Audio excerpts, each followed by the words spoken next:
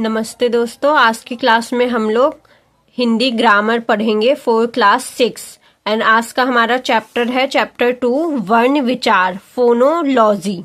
सबसे पहला टॉपिक है हमारा वर्ण। वर्ण भाषा की सबसे छोटी इकाई होती है, मीन्स लैंग्वेज की भाषा की सबसे छोटी इकाई स्मॉलेस्ट यूनिट होती है वर्ण। इंग्लिश में जिसे हम लेटर कहते हैं, जो ABCD होते हैं वो स्मॉलेस्ट यूनिट होते हैं एंड हिंदी में इसे वर्ण कहते हैं। वर्ण भाषा की सबसे छोटी इकाई होती है, मीन्स स्मॉलेस्ट यूनिट। इसके बिना भाषा नहीं बन सकती, वर्ण के बिना भाषा नहीं बन सकती। वर्ण मतलब ध्वनियों, साउंड जो हम बोलते हैं। वर्ण के खंड नहीं किए जा सकते, मतलब इसे तोड़ा नहीं जा सकता, एक्सपेंड नहीं किया जा सकता। जैसे अ, ई, उ, ए, को, चो, टो, तो आदि, इनके खंड नहीं किए जा सकते, इन्हें एक्सपेंड नहीं या ब्रेक नहीं किया जा सकता। ये सेंटेंस है, वाक्य है। ये गरिमा योगा करती है, यश खेलता है। ऊपर दिए गए वाक्यों को बोलिए और फिर लिखिए। वाक्यों को बोलते समय हमारे मुख से कुछ ध्वनियां मीन्स साउंड, आवाजें निकलती हैं, जिन्हें लिखते समय हम लिपि का प्रयोग करते हैं। क्या इन ध्वनियों के खंड किए जा सकते हैं? इन ध्वनियों के और छोटे खंड नहीं हो सकते। हिंदी व्याकरण में ये ध्वनियां ही वर्ण या अक्षर कहलाती हैं। परिभाषा, ये वर्ण की परिभाषा है। वह छोटी से छोटी मूल ध्वनि जिसके खंड न हो सके उसे वर्ण कहते हैं। मीन्स मूल ध्वनि और छोटी से छोटी हो, जिसे ब्रेक ना किया जा सके, जिसके खंड न हो सके, उसे वर्ण कहते हैं। अब है वर्णमाला। वर्णों के समूह को वर्णमाला कहा जाता है, मीन्स ग्रुप ऑफ वर्ण। वर्ण के ग्रुप को, समूह को, जब एक से ज्यादा वर्ण साथ में मिल जाते हैं उसे वर्णमाला कहा जाता है। तो वर्णों के समूह को वर्णमाला कहा जाता है। वर्ण के भेद मीन्स टाइप। हिंदी वर्णमाला में 2 प्रकार के वर्ण होते हैं। कितने प्रकार के? 2 प्रकार के वर्ण होते हैं। पहला प्रकार है स्वर। जिन वर्णों को बोलने के लिए किसी अन्य ध्वनि की सहायता नहीं लेनी पड़ती उन्हें स्वर कहते हैं। मीन्स जिन साउंड्स को, ध्वनि को बोलने के लिए किसी और ध्वनि की या साउंड की हेल्प नहीं लेनी पड़ती, उन्हें स्वर कहा जाता है। इनका उच्चारण करते समय वायु मुख से बिना किसी रुकावट के बाहर निकलती है। मीन्स बिना कहीं अटके, बिना किसी रुकावट, बैरियर के जो एयर होती है वो माउथ से पास होती है जब हम ये साउंड्स बोलते हैं। हिंदी में 11 स्वर होते हैं। हिंदी में 11 स्वर होते हैं। इंग्लिश में हम स्वर को वॉवल्स कहते हैं, हिंदी में वॉवल्स को स्वर। तो हिंदी में कितने स्वर होते हैं? 11 स्वर होते हैं। अ, आ, ई, उ, री, ए, ओ, औ, इन्हें हम स्वर कहते हैं। स्वर के भेद मीन्स स्वर के भी टाइप या काइंड्स। पहला काइंड है ह्रस्व स्वर। जिन स्वरों के उच्चारण में बहुत थोड़ा समय लगता है उन्हें ह्रस्व स्वर कहते हैं। मीन्स इनमें बहुत कम टाइम लगता है इन्हें प्रोनाउंस करने में या बोलने में। जैसे अ, फटाफट से बोल लेते हैं हम अ। इन्हें मूल स्वर भी कहते हैं। जो हम जल्दी से बोल लेते हैं, थोड़ा सा समय लगता है जिससे बोलने पर, उन्हें ह्रस्व स्वर कहते हैं और इन्हें मूल स्वर भी कहा जाता है। ये 4 हैं। तो ये स्वर कितने हैं? 4। कौन कौन से हैं? अ, ई, उ और री। ये 4 ह्रस्व स्वर हैं। नेक्स्ट स्वर का टाइप है दीर्घ स्वर। जिन स्वरों के उच्चारण में ह्रस्व स्वरों से लगभग दुगुना टाइम लगता है, मीन्स हर स्वर के मुकाबले डबल टाइम लगता है इन स्वर को बोलने में, प्रोनाउंस करने में, उन्हें दीर्घ स्वर कहते हैं। ये 7 हैं। ये कितने हैं? 7 हैं। हर्ष स्वर थे 4 और दीर्घ स्वर हैं 7। आ, ई, उ, ए, ओ, औ, ये क्या है? सभी दीर्घ स्वर हैं। अगला भेद है प्लुत स्वर। जिन स्वरों के उच्चारण में हर्ष स्वरों से तिगुना समय लगता है उन्हें प्लुत स्वर कहते हैं।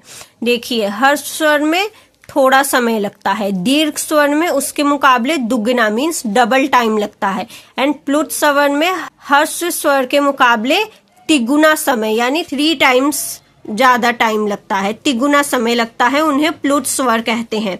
इन स्वरों का प्रयोग प्रायः दूर से बुलाने के लिए किया जाता है और लिखते समय स्वर के आगे 3 का अंक लिख दिया जाता है, जैसे ओम। नेक्स्ट, स्वरों की मात्राएं। जो मात्राएं होती हैं वो किनसे? स्वरों से ही बनी होती हैं, स्वरों की मात्रा होती हैं। स्वरों का प्रयोग व्यंजनों के साथ करने पर व्यंजनों का रूप बदल जाता है। हम स्वरों को की मात्राओं को व्यंजनों के साथ लिखकर पढ़ते हैं और उसका रूप बदल जाता है। इसी बदले हुए रूप को मात्रा कहते हैं।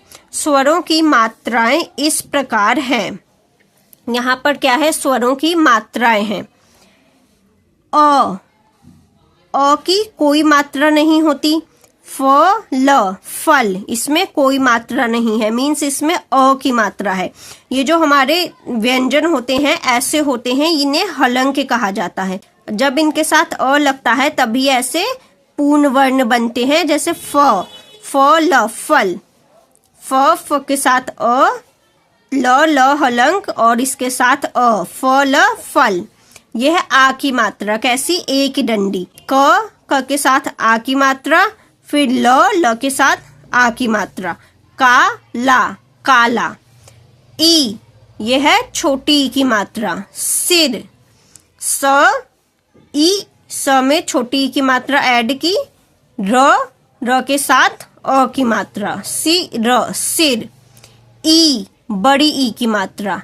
नीली। न ई ल ई, नीली। उ, छोटे ऊ की मात्रा। गुरु, गुरु। ऊ, बड़े ऊ की मात्रा। चूहा,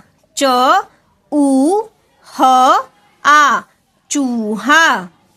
री की मात्रा। मृग, मृग। ए की मात्रा। मेला, मेला। ए की मात्रा। सैर, सैर। ओ की मात्रा। शोर, शोर। अ की मात्रा। मौन, मौन। ये इन शब्दों के मात्राओं को तोड़ करके लिखा गया है, इन्हें एक्सपेंड करके लिखा गया है। अब यहाँ पर कुछ स्मरणीय बिंदु हैं। स्मरणीय बिंदु मतलब कुछ इंपॉर्टेंट पॉइंट्स जो हमें याद रखने चाहिए। अ स्वर की कोई मात्रा नहीं होती, तो अ स्वर की कोई मात्रा नहीं होती। आ, ई, ओ तथा अ की मात्राएं व्यंजन के बाद जोड़ी जाती है। मतलब ये देखिए, जो छोटी ई की मात्रा है वो व्यंजन के पहले लगी है, और आ, ई, बड़ी ई, आ, ई, ओ और ओ, इनकी मात्राएं व्यंजन के बाद लगी हुई हैं। यहाँ व्यंजन के बाद में मीन्स लेफ्ट साइड, तो बाद में व्यंजन के, तो आ, ई, ओ तथा ओ की मात्राएं व्यंजन के बाद जोड़ी जाती हैं। ई की मात्रा व्यंजन से पहले जोड़ी जाती है। ये देखिए, यहाँ देख सकते हैं हम, ई की मात्रा व्यंजन से पहले जुड़ी हुई है। अगला पॉइंट है, री की मात्रा व्यंजन के नीचे जोड़ी जाती है, मीन्स नीचे जोड़ के लिखी जाती है री की मात्रा। ये रही मृग, म के नीचे री की मात्रा।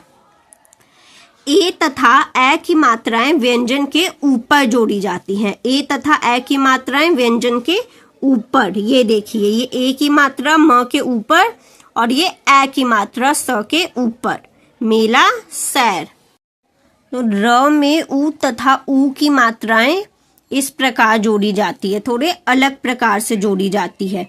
र ऊ, यहाँ पर र के यहाँ पर ऐसे छोटे ऊ की मात्रा, रुपया, रुचि, रुकना आदि, और र के साथ बड़े ऊ की मात्रा ऐसे थोड़ी सी यहाँ स्लीपिंग लाइन है, एंड देन ऐसे बाहर की तरफ रूप, रूठना, रूखा, शुरू आदि। ये है अनुस्वार। ये क्या है?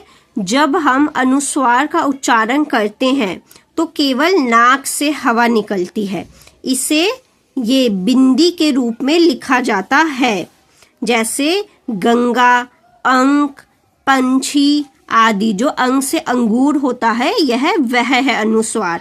तो इसका जब हम उच्चारण करते हैं, मीन्स जब हम इसे प्रोनाउंस करते हैं, बोलते हैं, तो केवल ओनली नाक से हवा आउट होती है, निकलती है।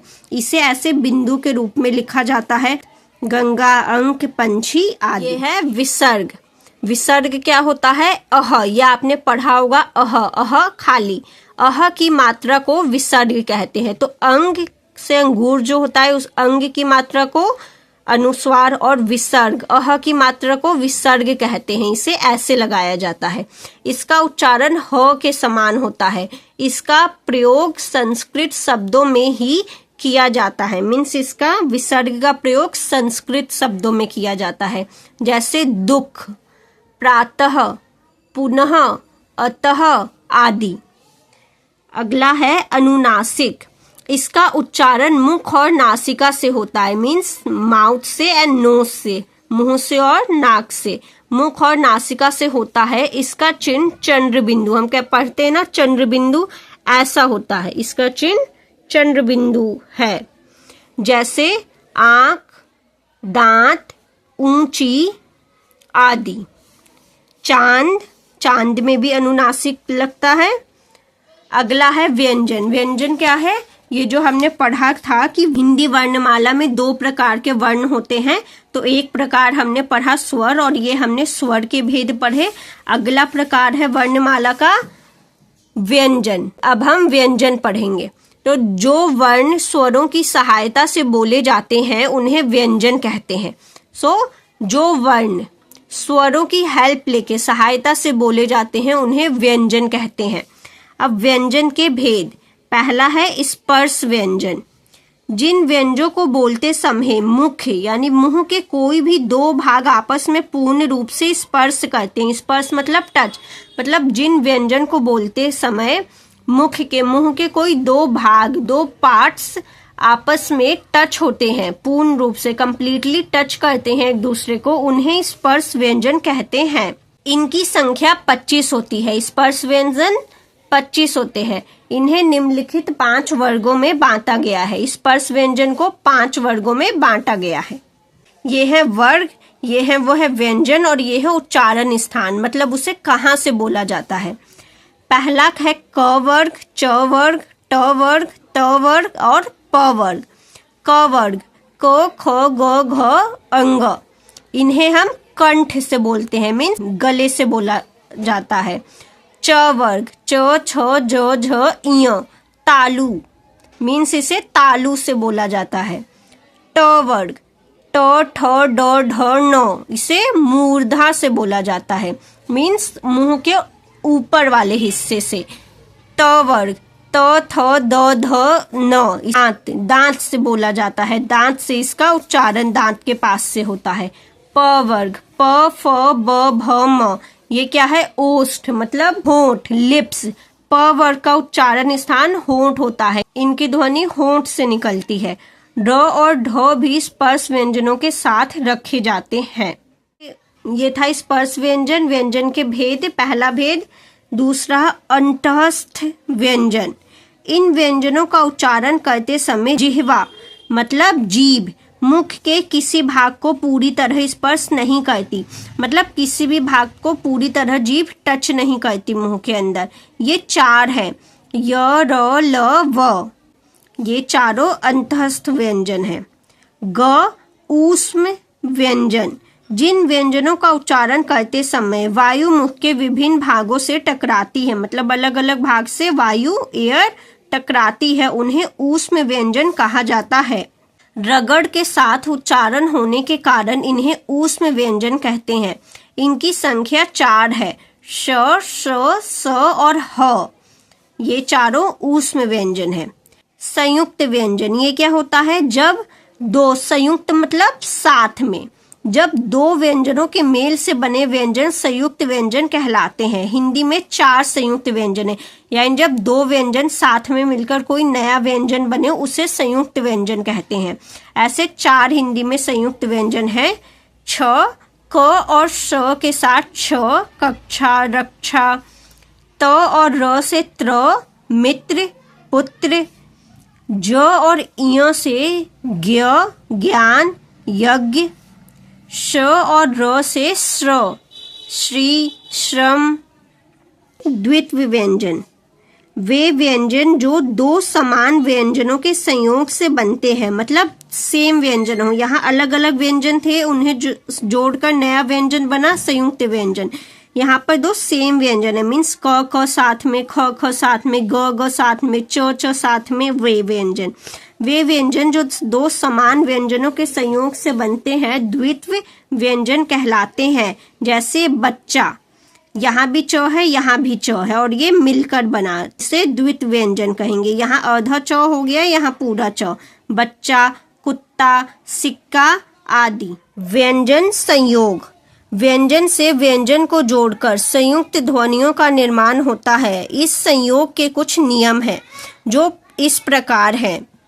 पहला, अंत में खड़ी रेखा पाई वाले व्यंजनों जैसे ख ग घ च ज झ त थ द न प ब अ म य ल व श स को आगे वाले व्यंजनों से मिलाते समय इनकी पाई हटा देते हैं।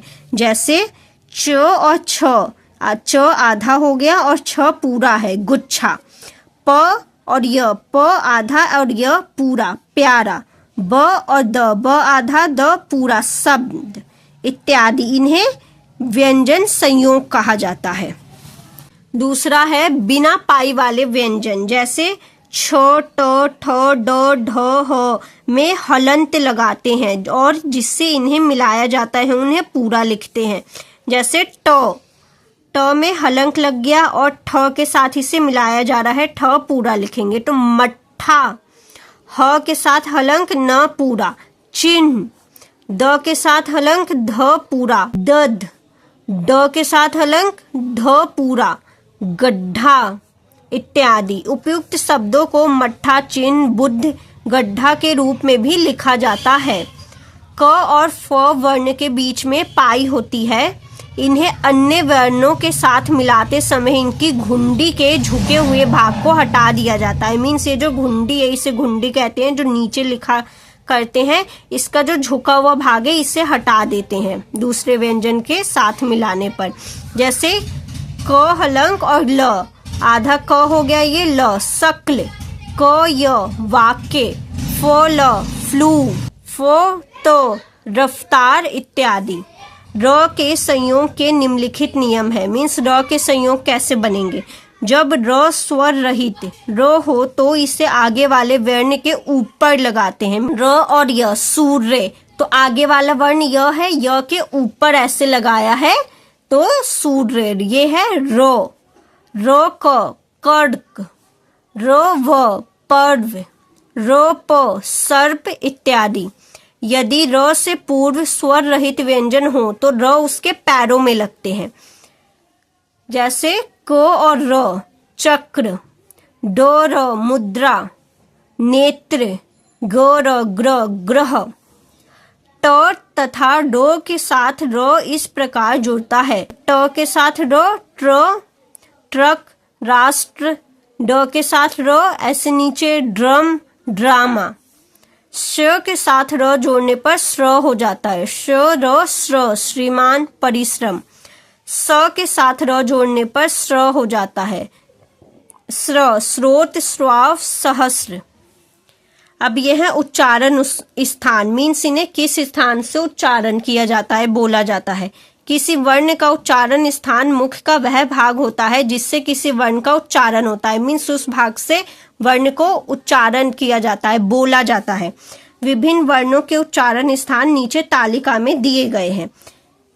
अ, आ, क, ख, ग, घ, ढ, ह तथा विसर्ग, इन्हें का उच्चारण स्थान है कंठ और वर्ग कंठे। ई, च, छ, ज, झ, इय, य तथा श का उच्चारण स्थान है तालु और वर्ग है तालव्य। री, ट, ठ, ड, ढ, न, र तथा श का उच्चारण स्थान है मूर्धा और वर्ग है मूर्धन्य। ल, स, त, थ, द, ध तथा न का उच्चारण स्थान है दंत और वर्ग है दंते। ये दंत वर्ग में आते हैं। उ, प, फ, ब, भ तथा म ओष्ठ उच्चारण स्थान, एड वर्ग है ओष्ठे। व तथा फ दंत तथा ओष्ठ मीन्स दांत और होंठ के दोनों के साथ मिलकर होते हैं, तो ये दंतोष्ठ वर्ग में आते हैं। ए तथा ए कंठ तथा तालु, कंठ तालव्य वर्ग में आते हैं। ओ तथा औ का उच्चारण स्थान है कंठ तथा ओठ, कंठोष्ठ वर्ग। अंग अंग र ञ न न तथा म उच्चारण स्थान मुख नासिका तथा नासिक के वर्ग में आते हैं। सो आज हमने हिंदी ग्रामर का ये एक टॉपिक, एक चैप्टर पढ़ा, वर्ण विचार। वीडियो अच्छी लगी हो तो वीडियो को लाइक करिएगा, चैनल को सब्सक्राइब करिएगा। अगली क्लास में हम लोग इसका अगला चैप्टर या अगला टॉपिक पढ़ेंगे।